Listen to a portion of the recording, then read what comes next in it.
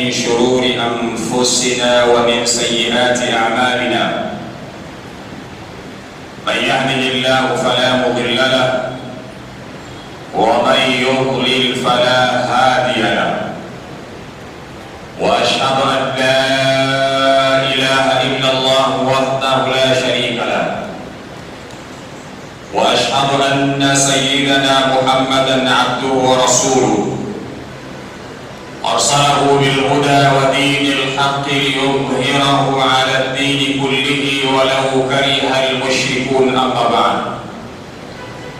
يقول الله سبحانه وتعالى: يا أيها الناس اتقوا ربكم الذي خلقكم من نفس واحدة وخلق منها زوجها وبث منهما رجالا كثيرا ونساء واتقوا الله الذي تساءلون به والأرحام إن الله كان عليكم رقيبا.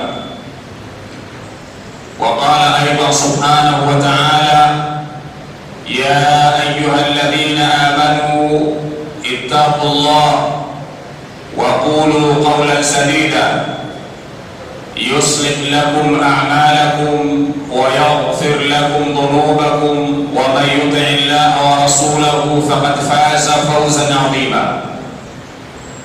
فإن أحسن الحديث كتاب الله وخير الهدي هدي محمد صلى الله عليه وآله وسلم وشر الأمور محدثاتها وكل محدثة بدعة وكل بدعة ضلالة وكل ضلالة في النار. أعاذنا الله منا وإياكم من النار. يقول المصطفى صلى الله عليه وآله وسلم: أولا أدلكم على شيء إذا فعلتموه تحاببتم أفشوا السلام بينكم وأنا أحب أن أقول لكم السلام عليكم ورحمة الله وبركاته. أولا hatuna budi kumshukuru Allah subhanahu wa ta'ala kwa mapenzi yake na ihsani yake, ametuwezesha wachache kati ya wengi kuweza kuhudhuria katika jilsa kama hii. Wako watu wengi ambao walitamani kuwepo hapa, lakini Mwenyezi Mungu hakuwapa taufiki hiyo ya kuwepo mahala kama hapa. Kuna baadhi ya ndugu zetu muda huu ukienda pale Sewahaji au Mwaisela utawakuta wako Muhimbili, hali zao ni taabani sana. Lakini pia kuna baadhi ya watu muda huu tunaozungumza ndio Allah subhanahu wa ta'ala anachukua roho zao. Kuna baadhi ya watu muda huu tunaozungumza ndio wanapelekwa katika matumbo ya makaburi.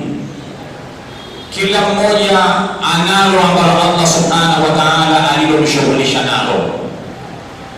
Sisi ambao tumepata fursa ya kukaa mahala kama hapa, hii ni taufiki ya Allah subhanahu wa ta'ala. Wama tashauna illa an yasha Allahu rabbul alamin. Hamuwezi mkataka jambo mpaka Mwenyezi Mungu atake lile jambo. Kwa hiyo sisi kuwepo hapa, hii ni irada ya Allah subhanahu wa ta'ala. Tuna kila sababu ya kumshukuru Allah subhanahu wa ta'ala, na inawezekana kuna kundi kubwa la watu lipo nje, pengine hivi sasa lipo katika mambo ya anasa, katika mambo ya kumaasi Allah subhanahu wa ta'ala. Lakini sisi Allah subhanahu wa ta'ala wachache ametutiwa kukaa katika raudha min riyadhil janna, kukaa katika bustani miongoni mwa mabustani ya pepo ya Allah subhanahu wa ta'ala. Hii ni irada ya Allah subhanahu wa ta'ala, na inawezekana kwa uchache wetu ikawa ni sababu ya kupatikana nusra katika Uislamu na ulimwengu, kwa sababu ya uchache wetu huu tuliokuwa nao. Wala isiwape tabu katika nafsi kuona kwamba tuliswali wengi lakini tuliobakia wachache. Mwenyezi Mungu anasema kam min fi'atin qalilatin ghalabat fi'atan kathiratan biidhnillah. Kuna makundi mangapi madogo yaliweza kupata ushindi dhidi ya makundi makubwa kwa msaada wa Allah subhanahu wa ta'ala. Katika mwezi wa Ramadhani kama huu vilipiganwa vita vya Badri katika mwezi 17.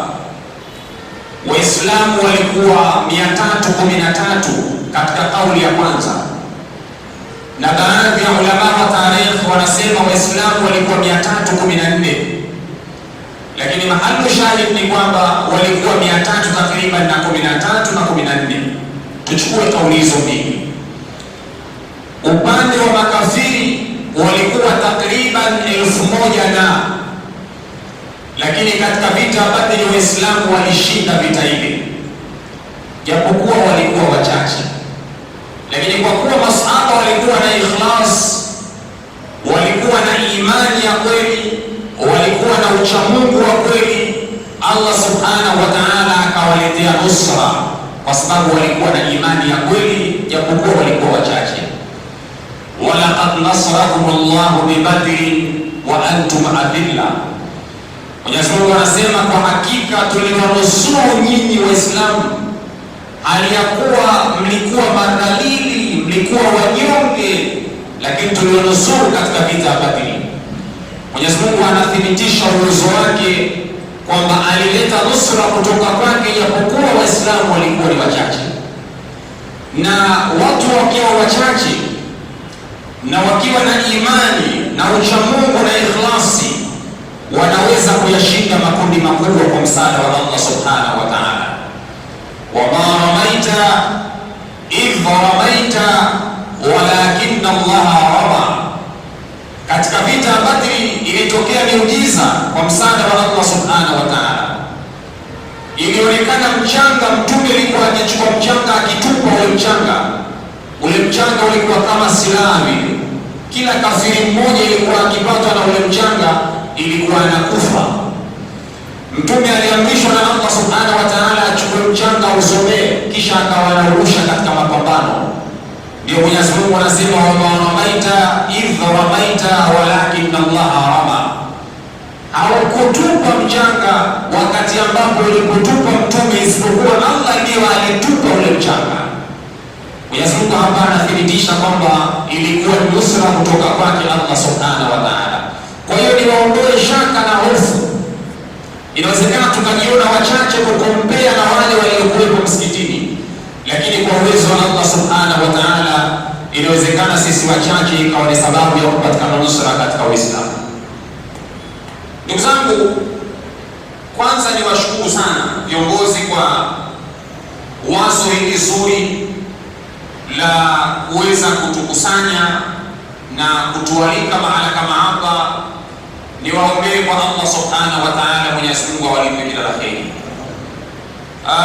Misikiti inaimarika na inakuika na inakuwa na baraka ndani yake kwa kupatikana jilsa kama hizi ambazo ndani yake anatajwa Allah subhanahu wa ta'ala.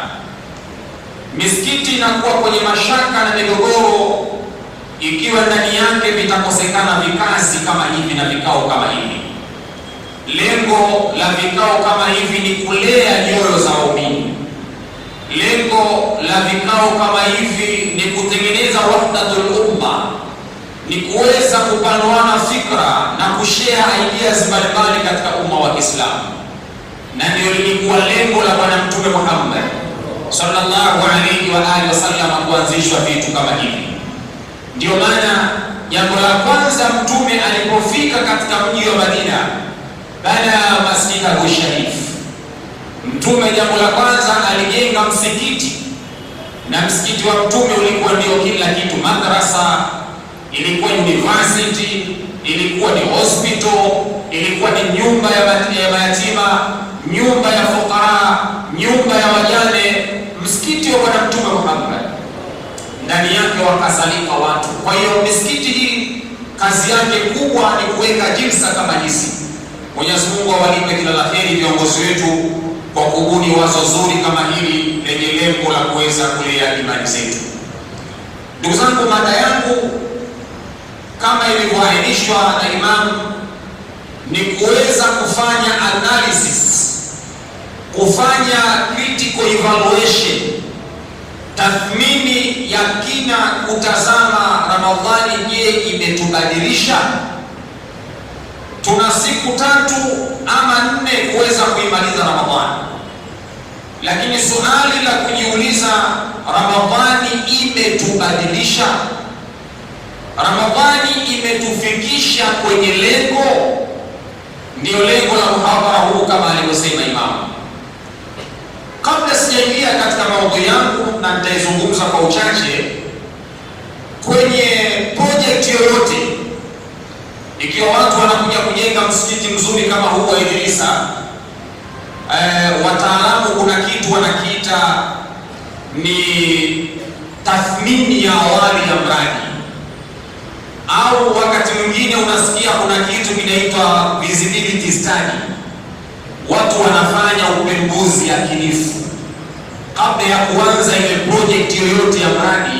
Kwanza wanaanza kutathmini barabara hii, nani anatakiwa kulipwa, itakuwaje, vifusi itakuwaje.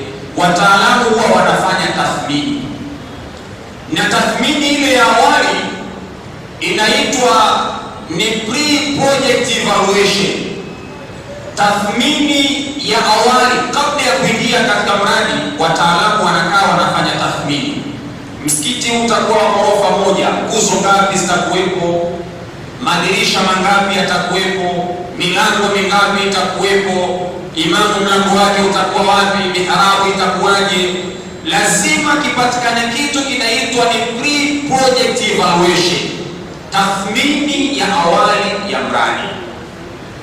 Wakati mradi unaendelea, katikati wataalamu lazima watakuwa wanakaa, wakati ujenzi unaendelea au project yote inaendelea, watakuja watafanya kitu kinaitwa ni mid of project evaluation.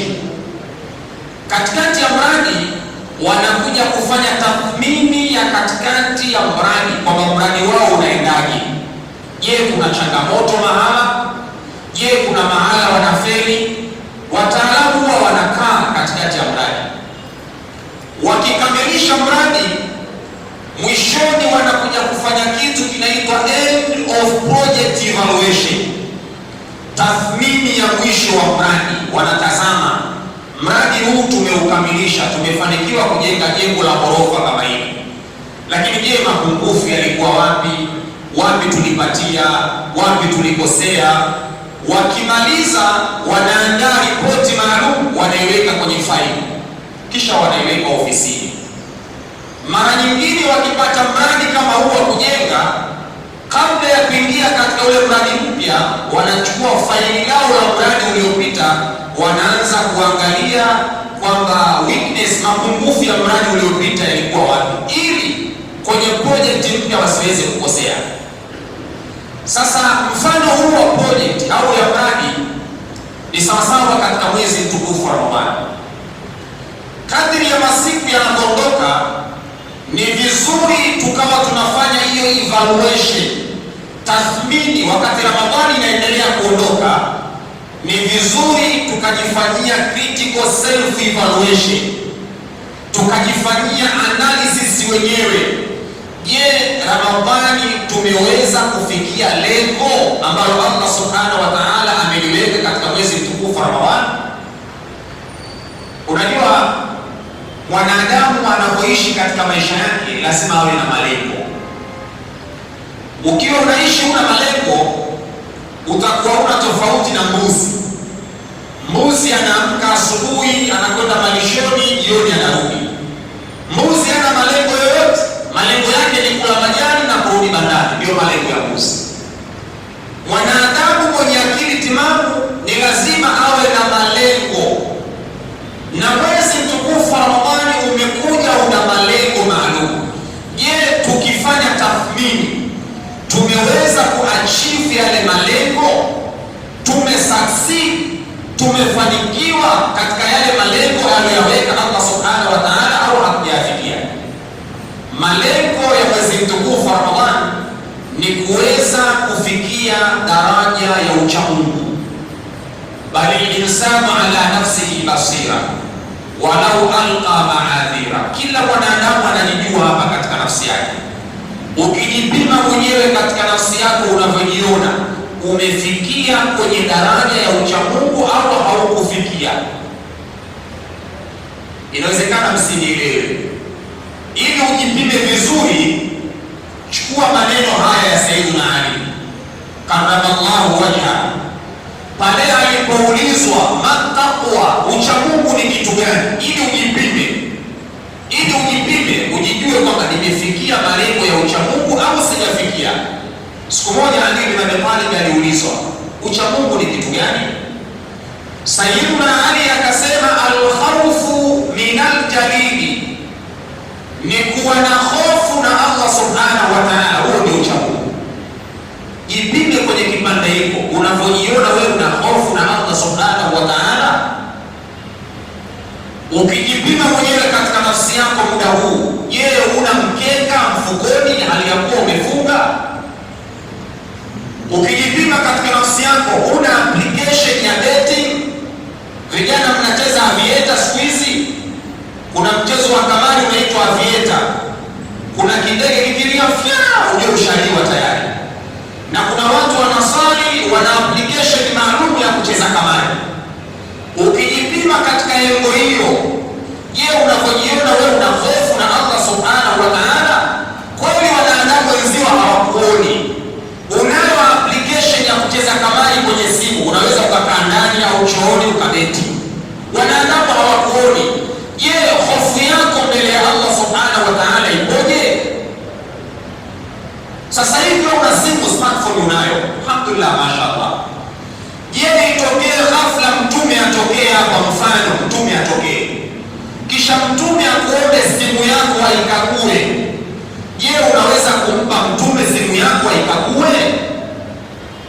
Au utamwambia mtume ngoja kwanza nataka nifute, kuna baadhi ya mambo kwenye gallery nifute, kuna baadhi ya message nifute?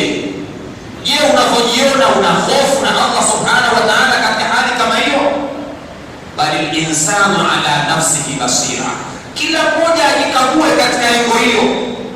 Je, tumefunga mwezi mtukufu wa Ramadhani, hatuna appointment na vimada wetu baada ya Ramadhani tukakutane nao?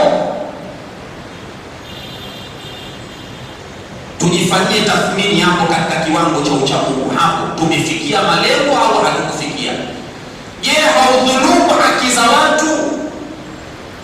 Hakuna mtu anayechukua kitu chake kwa dhulma, hakuna mtu anayekuhusudu. Jipime katika eneo hilo ili kuangalia umefikia katika kiwango cha uchamungu ama haukufikia. Ikiwa unajiona hauna hofu na Allah subhanahu wa ta'ala, tambua ya kwamba bado haujafikia katika kiwango cha uchamungu. Uchamungu maana yake ni al-khawfu min al-jalil, ni kuwa na hofu na Allah subhanahu wa ta'ala.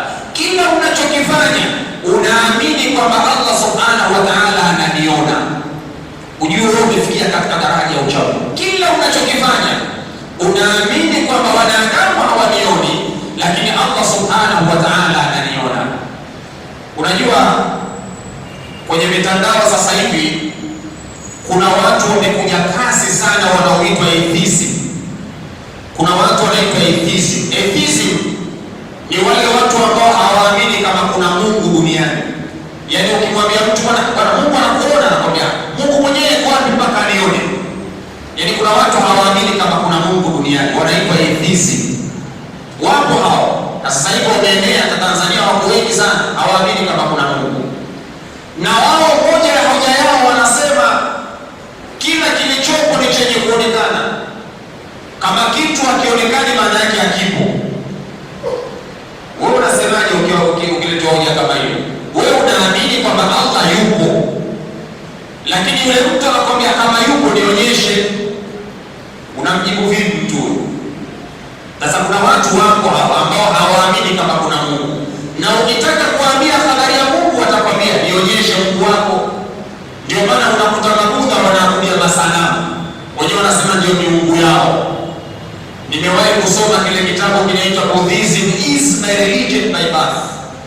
Mabudha katika moja imani yao kuna miungu ya masanamu ipo. Hata kuna temple yao moja iko pale njia ya kuja Muhimbili pale. Ukienda utakuta kuna masanamu ndani pale. Yako wanaabudia masanamu. Wanakwambia huyu ndio Mungu, wanamuona Mungu wao. Sasa kuna watu kuambia Allah anakuona, wanakuuliza yuko wapi? Kama yupo nionyeshe. Sasa moja ya hoja yao wanakuambia kila kilichopo ni chenye kuonekana. Lakini kwa akili tu ya haraka, sasa hivi wewe umekaa hapo, kuna upepo unakupiga wafeni. Unahisi kuna upepo. Lakini nani anaweza akatuletea hapo upepo kilo 2? Yaani kama kuna mtu anaweza akatuletea upepo kilo 2. Anyanyuka kuletea upepo kilo 2. Lakini ukikaa chini ya feni hapo unasikia kuna upepo unakupiga. Maana yake ni kwamba kuna baadhi ya vitu vipo lakini havionekani. Sio kila kilichopo ni chenye kuonekana. Kuna baadhi ya vitu vipo lakini havionekani. Ukija katika ibada unasema iyyaka na'budu wa iyyaka nasta'in. Mwenyezi Mungu wewe, maana ikafu ni dhamir muhatab. Maana Mwenyezi Mungu yuko mbele yako, wewe ndio unayekuabudu na wewe ndio unayekutaka msaada. Ukiwa na imani na ucha Mungu, unaamini Allah subhanahu wa ta'ala yupo kila sehemu na anakuona. Ukijiona wewe unafanya baadhi ya mambo kwa kujificha watu wasinione, lakini uamini kwamba Allah anakuona, wewe bado hujafikia katika kiwango cha ucha Mungu. Wacha Mungu ni wale ambao wanaamini na wanakuwa na hofu na Allah subhanahu wa ta'ala kwenye kila jambo ambalo wanakuwa wanalifanya. Jipime kwenye kipande hicho. Jambo la pili, Sayyidina Ali akasema ukitaka kumjua mtu mcha Mungu jipime. Waridha bil qalil. Unaridhika wewe na kidogo Mwenyezi Mungu alichokupa? Unaridhika na utanzi wa Mwenyezi Mungu? Jipime.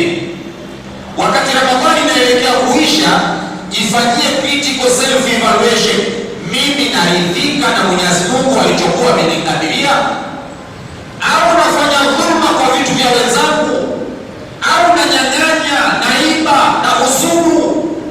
Siridhiki na kile ambacho Mwenyezi Mungu alichonipa? Jipime kwenye eneo hilo. Waridha bil qalil. Unaridhika na ugadhi wa Allah subhanahu wa ta'ala aliofanya juu yako? Unajua Mwenyezi Mungu anasema wa in ta'uddu ni'matallahi la tuhsuha. Mkihesabu neema mlizokuwa nazo hamwezi kudhibiti hesabu yake. Yaani wewe ukianza kuhesabu neema uliyokuwa nayo huwezi kudhibiti hesabu yake.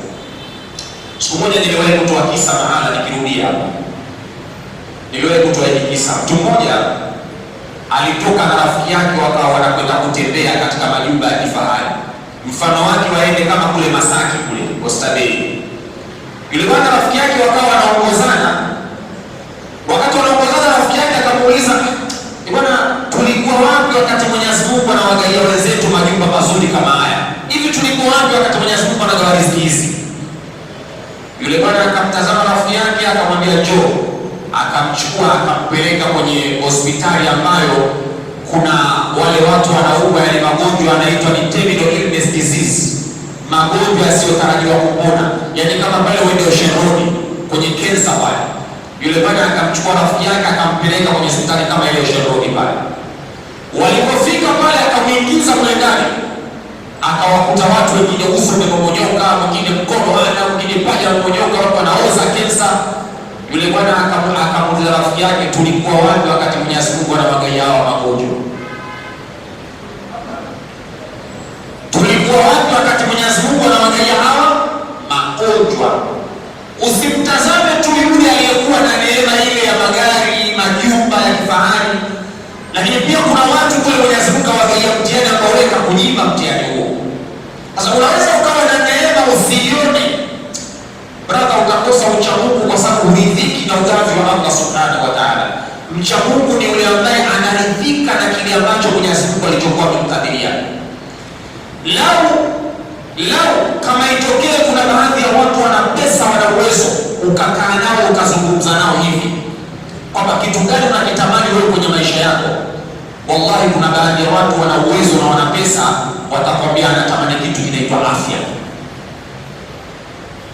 Natamani kitu kinaitwa afya. Kuna mwendesha magari mmoja anaitwa Michael Schumacher, Langa Ujerumani, kama nakumbuka, alikuwa akiendesha mbio za magari.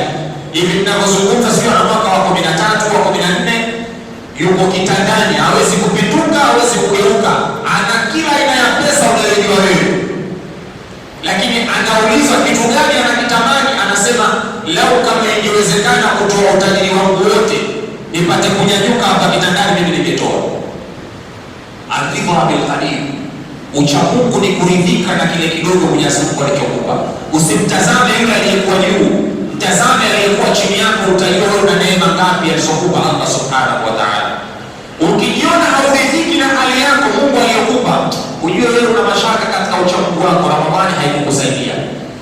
Lengo la mwezi mtukufu wa Ramadhani ni kumfanya mtu afikie katika daraja ya ucha Mungu, na mtu akishakuwa mcha Mungu anaridhika na ugavi wa Allah subhanahu wa ta'ala, na wala hasononeki, bali anakuwa ni mtu wa kushukuru mbele ya Allah subhanahu wa ta'ala.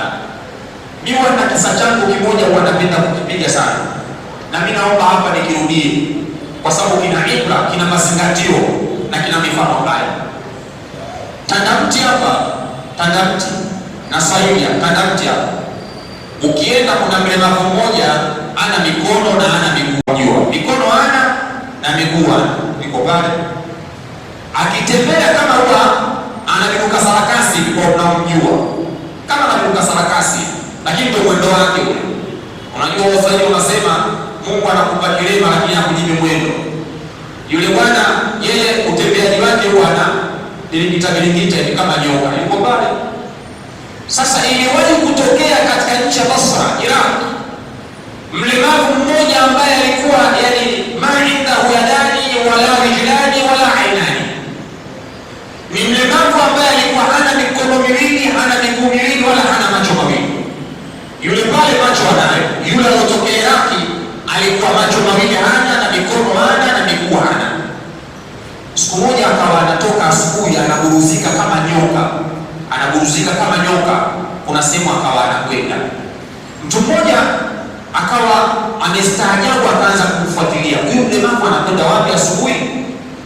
Kumbe yule mlemavu kuna sehemu, kuna kijimto kimepita, anaingia, anakwenda pale kwenda kutoa matokotoko. Akifika pale anaingiza uso wake, hapo anatoa, ingiza uso wake, anatoa. Ni sehemu ambayo ameizoea. Unajua hata mlemavu wa macho sehemu akiwa amezoea, anakuwa anakuzaguza vile, anakwenda mwenyewe. Yule bwana yeye akawa amezoea hivyo. Sasa yule bwana akawa anamfuatilia, kamfuatilia mpaka ile pale mahali. Yule bwana akafanya shughuli zake, mikono hana. Wewe ukiamka asubuhi unatoka tokotoko kwa mikono yako, unapiga mswaki kwa mkono wako. Yule bwana mikono hana na yuko mwenyewe. Akawa anaingiza uso wake, anatoka tokotoko, anachukua maji kwa mdomo, anasukutua, ndio mswaki wake. Alipomaliza akasema alhamdulillah, namshukuru Allah subhanahu wa ta'ala. Yule bwana alikuwa anamfuatilia akastaajabu kwamba huyu bwana anamshukuru Mwenyezi Mungu kwa kipi? Maana mikono hana, miguu hana, macho hana, kwa nini anamshukuru Allah subhanahu wa ta'ala? Yule bwana akawa ana shauku ya kutaka kwenda kumuuliza, akaenda kumfuata, akamwambia brother, nimekufuatilia kwa muda mrefu sana, na hali yako hii nilikuwa nakuangalia unakwenda wapi, umefanya shughuli zako, umemaliza, mwisho umemshukuru Allah subhanahu wa ta'ala. Brother, uniambie kwa jambo gani unamshukuru Allah subhanahu wa ta'ala? Yule mlemavu, sikiliza majibu yake, akamwambia idh atlaqa li lisanan dhakira wa qalban shakira. Namshukuru Allah subhanahu wa ta'ala kwa kuwa ameniachia ulimi wenye kumtaja Allah subhanahu wa ta'ala na moyo wenye kumshukuru Allah subhanahu wa ta'ala. Namshukuru Mwenyezi Mungu kwa kuniachia ulimi ambao unaweza kumtaja yeye Allah subhanahu wa ta'ala, na moyo wenye kuwa na shukrani kwa Allah subhanahu wa ta'ala. Vitu hivi viwili vinatosha mimi kumshukuru Mwenyezi Mungu. Brothers and sisters, sisi tuna vingapi Mwenyezi Mungu alipotupa? Tuna vingapi sisi Mwenyezi Mungu alipotupa? Sisi tukijitathmini katika nafsi zetu. Inawezekana ukawa unakula mlo mmoja, lakini kuna watu wako hasa hawajui wanakula nini. Inawezekana wewe ukawa unakula chai asubuhi, Kuna watu wako Sudani baba wanakula mchanga, majani wanayatafuta majani, ukame, hakuna chakula kwa Sudani. Aridha bil qalil, ucha Mungu ni kuridhika na kile ambacho Mwenyezi Mungu alichokuwa amekukadiria kwenye maisha yako. Sema alhamdulillah, mshukuru Allah subhanahu wa ta'ala. Ukijiona una moyo wa kushukuru na moyo wa kuridhika, ujue umefikia katika kiwango cha ucha Mungu.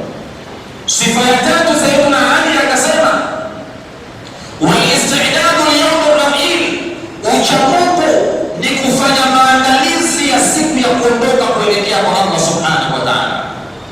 Jitathmini katika nafsi yako, Ramadhani imekufikisha kwenye kiwango hiko cha kufanya maandalizi ya kuelekea kwa Allah subhanahu wa ta'ala? Ramadhani imekufikisha kwenye kiwango hiko cha kufanya maandalizi ya kuelekea kwa Allah subhanahu wa ta'ala? Wal-istidadu li-yawm ar-rahil, brother, kuna siku tutaondoka kuelekea kwa Allah subhanahu wa ta'ala. Wattaqu yawman turja'una fihi ila Allah thumma tuwaffa kullu nafsin ma kasabat wa hum la yuzlamun. Mwenyezi Mungu anasema iogopeni siku ambayo mtarejeshwa kwa Allah subhanahu wa ta'ala. Iogopeni siku ambayo mtarejeshwa kwa Allah subhanahu wa ta'ala, kisha mtakwenda kulipwa kwa kila jambo mlilofanya katika mgongo wa ardhi, na wala hamtodhulumiwa na Allah subhanahu wa ta'ala. Je, unafanya istidad ya kuondoka kuelekea kwa Allah subhanahu wa ta'ala? Ramadhani imekufikisha kwenye kiwango hiko cha kufanya maandalizi kwa kujua kwamba iko siku mtaondoka na nitakwenda kwa Allah subhanahu wa ta'ala. Je, Ramadhani imekufikisha kwenye kiwango hiko, au unaishi ukiwa una matarajio kwamba utaishi milele? Ya man bidunyahu ishtaghal wa man ghalahu tulul amal, al-mautu yati baghtatan wal qabru sunduqul amal. Mshairi anasema, ewe ambaye umeshughulishwa na dunia na umri, ukiwa unaamini hapo utaishi umri mrefu, anasema al-mautu yati baghtatan, umauti unakuja ghafla bwana. Wal qabru sunduqul amal, kaburini kule bwana utakapokwenda kukutana na Allah subhanahu wa ta'ala, ndio amali zako zitakazokwenda kukusaidia kule. Ni nani anafanya istidadi kwa ajili ya kwenda kukutana na Allah subhanahu wa ta'ala? Mcha Mungu wa kweli, Sayyidina Ali anasema, ni yule ambaye anafanya istidad ya siku ya kuondoka kwake kuelekea kwa Allah subhanahu wa ta'ala. Law kanat ad-dunya tadumu li ahliha lakana Rasulullah sallallahu alayhi wa alihi wasallam hayyan wa baqiya. Lau dunia ingelikuwa inadumu na watu wake, Mtume Muhammad angekuwa hai mpaka leo. Aina Muhammad alani? Muhammad yuko wapi hivi sasa? Muhammad yuko wapi hivi sasa? Muhammad tufi. Ikiwa Muhammad amefariki, mimi na wewe tuna safari ya kuelekea kwa Allah subhanahu wa ta'ala. Istidadi yetu ipoje? Namna gani tutakwenda kukutana na Allah subhanahu wa ta'ala? Sayyidina Umar ilikuwa ikifika kiwango, ikisoma ile aya inayosema waqifuhum innahum mas'ulun, wasimamisheni, hakika hao ni wenye kuulizwa. Sayyidina Umar alikuwa akilia machozi mpaka akianguka. Alikuwa anafikiria namna gani atakwenda kusimama kwenye mahakama ya Allah subhanahu wa ta'ala. Sayyidina Umar ni katika wale watu 10 waliobashiriwa pepo na Bwana Mtume Muhammad, lakini ilikuwa akiambiwa waqifuhum innahum mas'ulun, ilikuwa analia, anafikiria namna atakapokwenda kusimamishwa katika mahakama ya Allah subhanahu wa ta'ala. Mcha Mungu ni yule ambaye anafanya istidadi ya siku ya kuondoka kwake. Duniani hapa walipita watu wengi miamba, walipita watu wengi wenye pesa, walipita watu wengi wenye mamlaka katika nchi na duniani. Alipita mtu mmoja anaitwa Adolf Hitler, alipita mtu mmoja anaitwa Joseph Stalin, mkali wa Sovieti, alipita mtu mmoja hapa miaka 6 iliyopita nyuma, Chuma, kila mmoja anamjua. Mwamba ilikuwa akisema kila mtu atatemeka. Aina huko ndani yuko wapi hivi sasa? Kuna watu walikuwa wanatisha. Siku moja Magufuli alikuwa yuko airport pale, alikwenda kukagua ndani, basi akawa ametokea ghafla nyuma kwa mwandishi mmoja wa habari, alikuwa anaripoti, hakujua kwa rais yuko nyuma yake. Basi Magufuli alipofika pale akamshika akamshika bega hivi, akamshtua. Wewe unaitwa nani? Ni bwana alipogeuka hivi Magufuli wako uso kwa maji. Naitwa Azam TV. Yaani jamaa baada ya jina lake anasema naitwa Azam TV. Namna mwamba alipokuwa anatisha. Kuna waziri mmoja alipewa karatasi ya kuapa hivi. Kasimama mbele ya chuma hivi. Chuma iko mbele yake. Mtu kashindwa kusoma hivi. Nyam kumuona. Waziri kashindwa kusoma hivi. Anajua mtu ana masters. Anashindwa kusoma. Kumbe chuma iko mbele yake. Mtu alikuwa anatisha. Aina mbona dunia hii kama ingelikuwa inadumu, basi kuna watu wangedumu katika hii dunia, lakini ikiwa hao wamekwenda, na sisi tuna safari ya kuelekea kwa Allah subhanahu wa ta'ala. Ainama takunu yudrikumul maut walau kuntum fi burujin mushayyada. Hata kama mtakuwa katika ngome zilizokuwa imara, una nyumba yako ina security kubwa, una walinzi wa kila aina, Mwenyezi Mungu anasema umauti utakufikia huko huko kwenye nyumba yako ya gharama. Huko huko kwenye nyumba yako ya gharama utakwenda kukutana na Allah subhanahu wa ta'ala. Ndio Sayyidina Ali siku moja aliwahi kusema, thalathatun la budda an tastaqilla fi dinik. Mambo matatu ukiishi duniani yakae kwenye akili yako, unapotembea tembea nayo. Jambo la kwanza akasema, la najata min al-maut. There is no escaping from death. Hakuna mwanadamu anayeweza kuepukana na kifo. Hakuna. Tuna safari ya kuelekea kwa Allah subhanahu wa ta'ala. Tumejiandaa vipi na kwenda kukutana na Allah subhanahu wa ta'ala? Tuna jambo gani ambalo laweza kuwa hoja? Ipinde uchamungu wako kwenye eneo hilo. Unavyojiona, je, una jambo? Unaweza ukasimama kwenye mahakama ya Allah ukamwambia, ya Rabb, na jambo kadha unalo. Kwa hii swala yetu tunayosali, tunauza, tunanunua, tunaiba, tunanyanyanya kwenye swala, mawazo ya kila aina. Kwa swala hii tuna jambo gani la kwenda nalo mbele ya Allah subhanahu wa ta'ala? Wal istidadu li yawmir rahim. Mcha Mungu ajipime katika eneo hilo.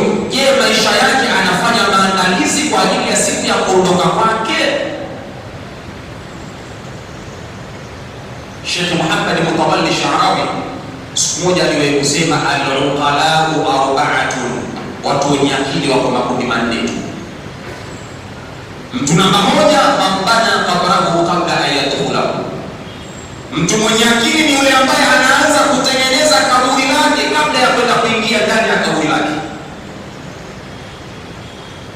Mtu mwenye akili ni yule ambaye anaanza kutengeneza kaburi lake, anaanza kufanya maandalizi ya siku ya kuondoka na kuingia kwenye kaburi kabla ya kwenda kuingia kwenye kaburi lake. Na mtu namba mbili mwenye akili, mabana, mtu namba mbili mwenye akili, man taraka dunya kabla an tatrukahu, ni yule ambaye anaanza kuipa nyongo dunia, anaanza kuiacha dunia kabla dunia haijamwacha. Kuna siku dunia itakuacha, alafu dunia siku itakayokuacha haina urafiki na wewe.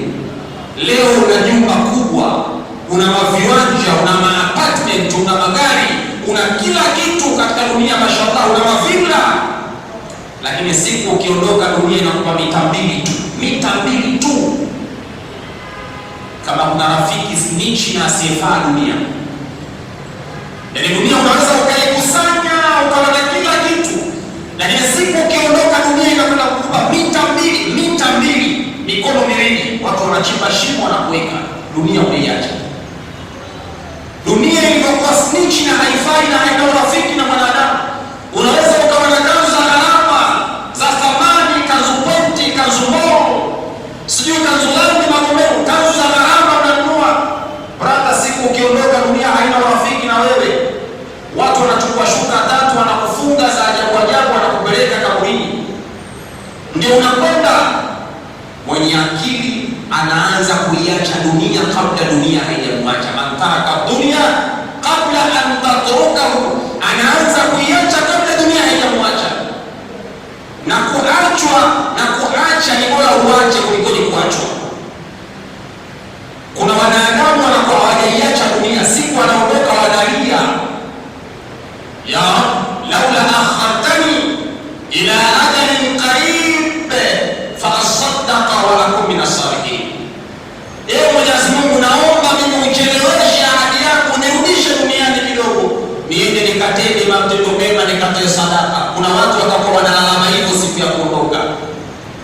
la yuakhira Allahu nafsan idha jaa ajaluha. Mwenyezi Mungu Bwana hawezi kuakhirisha siku ya kuondoka kwa brother. Lakini kuna watu siku wanaondoka wanafurahi, wanaona wanapokwenda, wanajua kuna kitu amebeba anakwenda nacho kwa Allah subhanahu wa ta'ala. Kwa hiyo dunia anaiacha, anafurahi. Sio wewe unalia unaondoka kwa sababu unajua umejipanga. Na kinachomfanya kila mtu aliyekuwa ndani aogope kufa ni kwa sababu kila akichukua mafaili yake akiyatazama anajiona hatoshi kurejea kwa Allah subhanahu wa ta'ala. Kila mmoja aliyekuwa hapa akijikagua katika nafsi yake anajiona hatoshi kurejea kwa Allah subhanahu wa ta'ala. Kwa hiyo mcha Mungu ni yule ambaye anaanza kuiacha dunia kabla dunia haijamwacha. Na mtu mwenye akili namba 3, man arda rabbahu qabla an yalqahu, ni yule ambaye anaanza kumridhisha Mola wake kabla ya kwenda kukutana naye. Anaanza kumridhisha Mola wake kabla ya siku ya kwenda kukutana naye, kwa sababu anajua iko siku atakwenda kukutana naye, na akikutana naye atakwenda kuulizwa, na wanadamu akiulizwa lazima atalipwa. Malipo yatategemea na aina ya kazi aliyoifanya. Aljazau min jinsi al-amal, Waarabu wanasema hivyo. Malipo yatatokana na aina ya kazi aliyofanya. Kwa hiyo kila mwanadamu ajue ya kwamba ana safari ya kuelekea kwa Allah, afanye istidad. Kwa hiyo mcha Mungu ni yule ambaye anafanya istidad ya siku ya kuondoka kwake. Hiyo sifa ya 3, jikague katika eneo hilo. Na eneo la 4, Sayyidina Ali akasema jikague katika ucha Mungu wal amal bil tanzih. Mcha Mungu utamjua pale ambapo anayefanyia kazi Qur'an, anafanyia kazi maneno ya Allah subhanahu wa ta'ala. Je, Qur'ani ikisoma anaathirika? Je, wanahifadhi Qur'ani? Je, anawapenda, anaathirika na wao?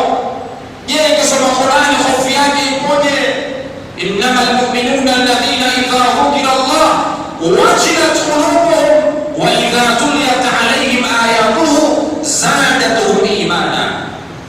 Waumini wa kweli wenye imani ya kweli, ikisoma Qur'ani, maneno ya Allah ikisoma, mioyo yao inatikisika, haikuwa na hofu. Wa idha tuliyat alayhim ayatuhu zadatuhum imana. Qur'ani ikisoma, maneno ya Allah yakizungumzwa kama hivi, imani yao inapanda. Jipime katika eneo hilo.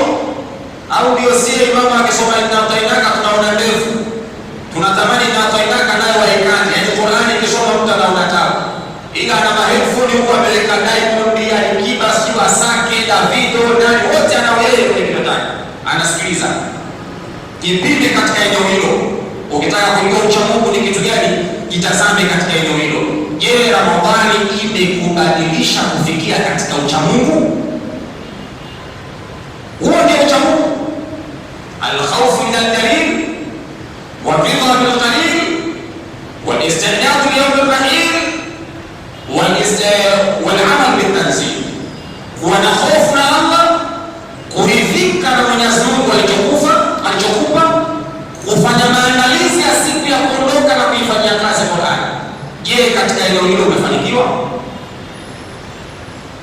Ramadhani imetubadilisha, ndio maana yangu ilikuwa. Yaani maana yake imetufikisha katika lengo la kufikia ucha Mungu. Ikiwa hatujafikia katika maeneo hayo niliyokuambia, Ramadhani haikutubadilisha. Ikiwa bado hatujafikia katika lengo hilo, Ramadhani haikutubadilisha. Lengo, main aim, hadaf, ghaya la mwezi mtukufu Ramadhani ni kumfikisha mtu katika daraja ya ucha Mungu, na huo ndio ucha Mungu niloelezea hapa. Ndugu zangu, nimalizie maneno yangu haya mafupi kwa kuambia ya kwamba hatujachelewa. Siku 3 zilizobakia hizi hatujachelewa.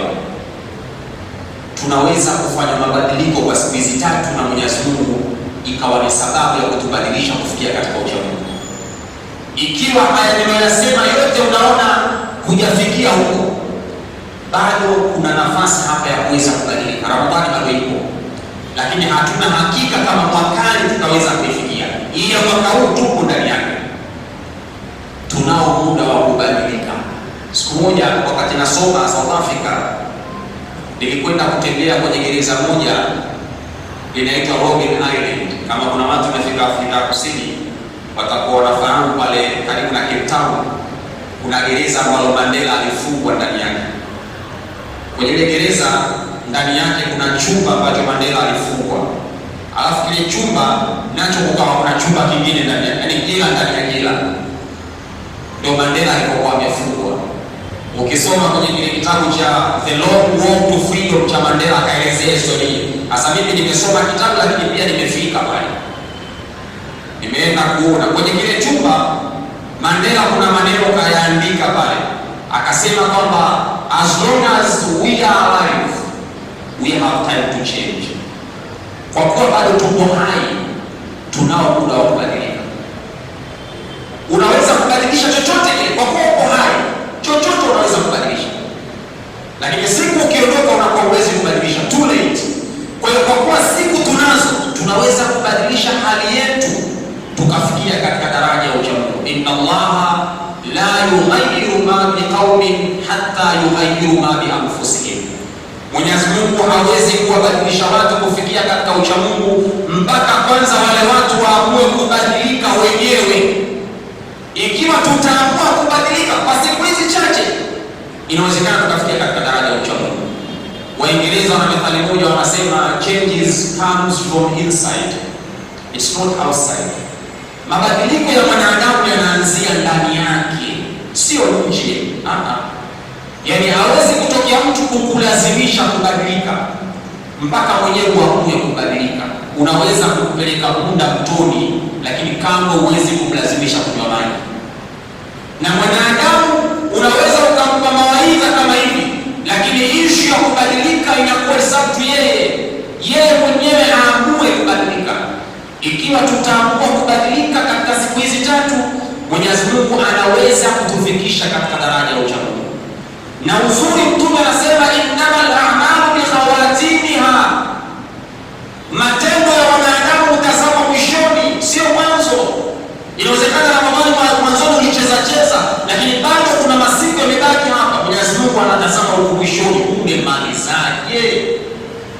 Unajua hata wanadamu asilimia kubwa zamani watu walikuwa waovu msikitini. Kuna watu walikuwa wezi huku, kuna watu walikuwa majambazi huku, kuna watu walikuwa walevi huku. Leo wapo msikitini, nao ni wanadamu wengi. Hakuna mwanadamu anazaliwa mcha Mungu mpaka anakufa mcha Mungu, wachache katika wanadamu. Lakini wengi tuliokuwa huku, kila mmoja na historia yake, kila mmoja aliyetoka na historia yake. Siku moja niko msikitini kwangu pale Mtambani, alikuja rafiki yangu mmoja nilikuwa nasoma naye sekondari. Alipofika nilikuwa nasoma swala ya Dhuhuri. Nilipomaliza yule bwana akatoka safa 16 kule. Akaniita, Macheda vipi? Unajua zamani kama tunacheza mpira nilikuwa naitwa Macheda. Yule bwana, Macheda vipi? Akaniambia, shehe mimi mambo hapo bwana. Mimi sio Macheda bwana. Sasa yeye alikuwa anajua bado tupo katika zama zile za mipira uwanjani zile. Kumbe mwanadamu anabadilika. Nikamwona miaka imamu na utakuja makofi.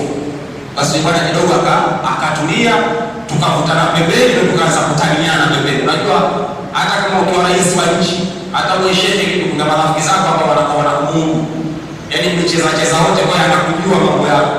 Basi kwenda mnataniana pembeni. Kwa hiyo wanadamu waliokuwa wengi ni wale ambao zamani walikuwa waovu. Sasa nisikupe tangu hilo. Mwenyezi Mungu anatazama mwisho, umemalizaje? Ramadhani hii bado ipo, tunaimalizaje kufikia katika daraja ya uchamungu? Juzi nilikuwa natoa mfano mmoja. Nilikuwa katika darasa yangu ya Masjid Kiblateni hapo Kariakoo. Na darasa yangu kwa nilikuwa natoa mfano, nikaambia nimeona katika mtandao kuna msanii mmoja anaitwa Gigimane. Na nikaona vipi imetrend sana kwenye mitandao, anaitwa Gigimane. Kila mmoja vijana mtamjua Gigimane, mambo yake na hasia zake na nini. Yaani starehe ile duniani hapa hajawahi kuifanya yule, hakuna. Ndio Gigimane.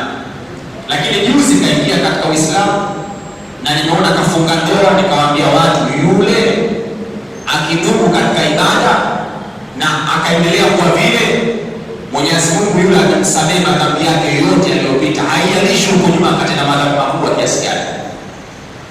Illa man taba wa amana wa amila amalan salihan fa ulaika yubaddilu Allahu sayyi'atihim hasanat, yule atakayetubia akawa na imani ya kweli akatenda matendo mema, Mwenyezi Mungu anabadilisha yale maovu yake yanakuwa katika mema yake.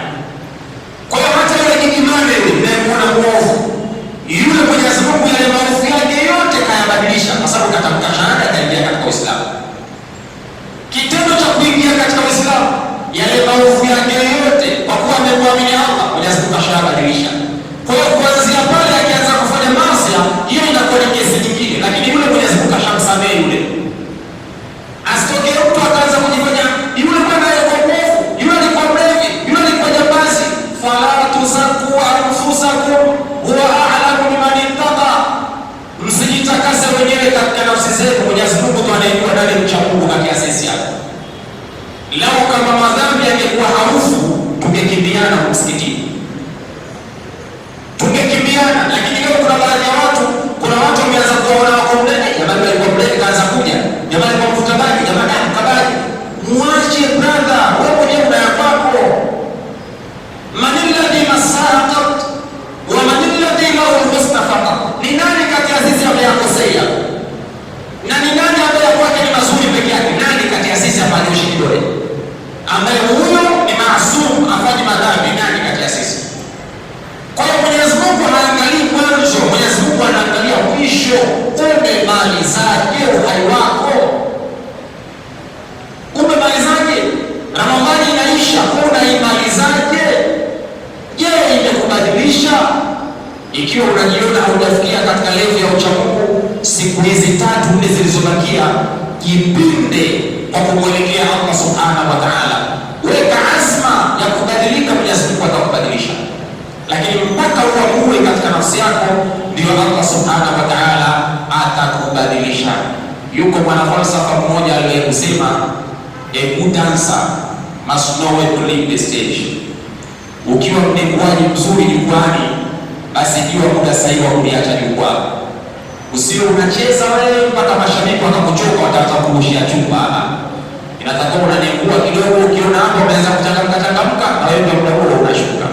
Kwa hiyo inshallah mimi nikomea hapa, na niwashukuru sana kwa mara nyingine tena viongozi, lakini pia niwashukuru na nyinyi waumini kwa kutenga muda wenu wa kuja kunisikiliza. Nilitamani niendelee kuzungumza, na kila ninapozungumza naona kuna mwenye mbago anapanda kichwani, kuna sudiani anakuja.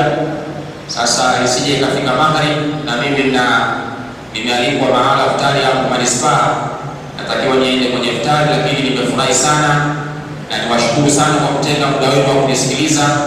Lakini hapa pamekuwa nyumbani, kwa sababu nimekutana na imamu ndugu yangu hapa, pamekuwa nyumbani, na inshallah Mwenyezi Mungu akijalia nitakuja sana kwa sababu hapa ni nyumbani. Lakini tumuombe Allah subhanahu wa ta'ala atushikamanishe, atupe umoja, atupe mapenzi, lakini pia tuwaombe dua sana hawa imamu wetu na viongozi wetu.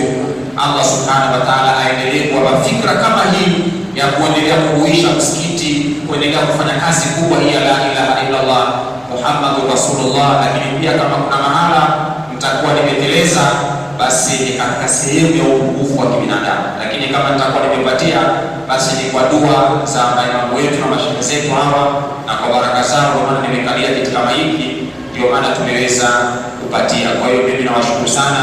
Kama kutakuwa na maswali ama kuna lolote, basi maiki hii inairudisha kwa imamu, yeye ndio atajua barnamiji gani inaendelea. Wassalamu alaikum warahmatullahi.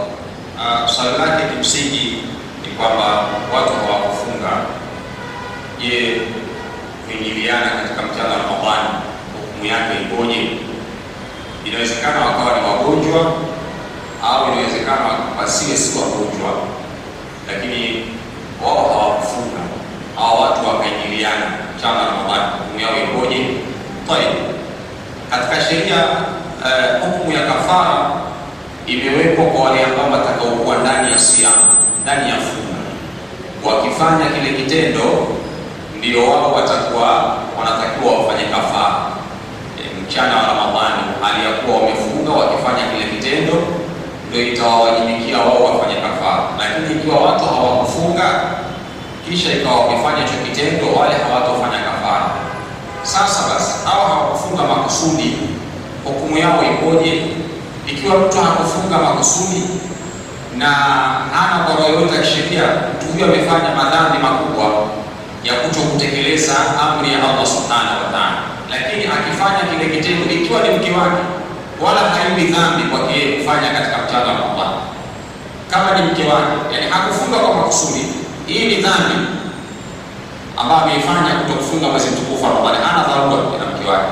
Lakini akifanya kile kitendo hapati dhambi, kwa sababu ile ni haki yake kufanya yeye na mke wake, wala haikuzuii, kwa sababu ndani ya mchana wa Ramadhani haikuzuiwa wale ambao wana dharura, labda lese wasafiri, mtu na mke wake wanasafiri wanakwenda Mwanza, hawa kufunga kwa sababu ya safari, wamefika katikati hapo Dodoma, wameingia labda nyumba ya wageni, wameenda kupumzika mchana, wakajimai.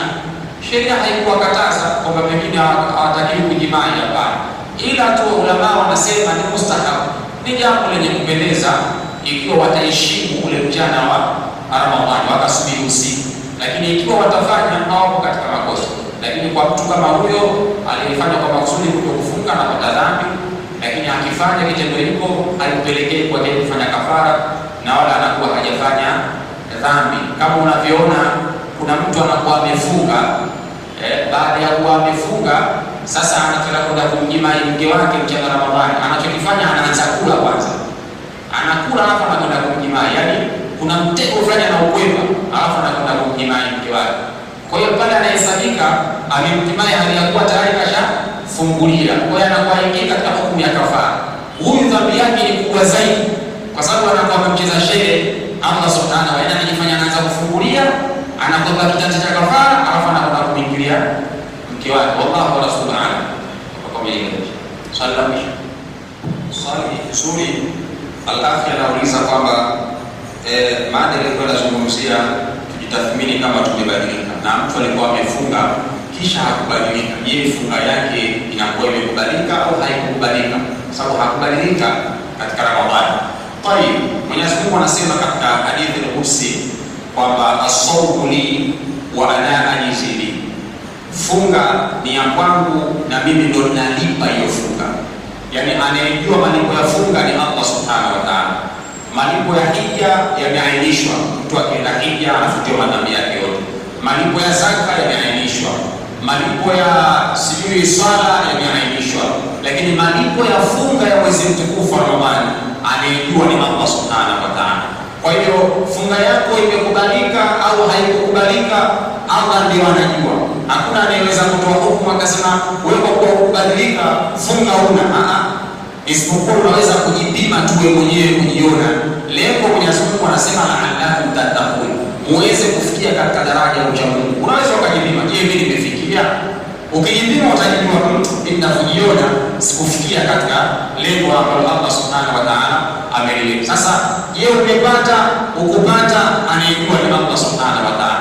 Mfano wake kama vile wale wanaosema mtu aliyefunga kama asali funga hana, mtu aliyefunga kama asali funga hana. Tayeb, yani funga ni ibada moja na sala ni ibada nyingine.